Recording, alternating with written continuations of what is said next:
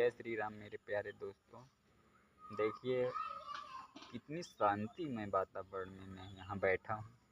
आपको ये हरा भरा मैदान दिख रहा होगा और ये चारों तरफ पेड़ पौधे हैं और जो ये पीछे देख रहे हैं ये हमारा मकान दिखाई दे रहा है। प्रकृति की गोद में आप अपने मन को शांति देने के लिए ज़रूर 5 से 10 मिनट बैठें। धन्यवाद।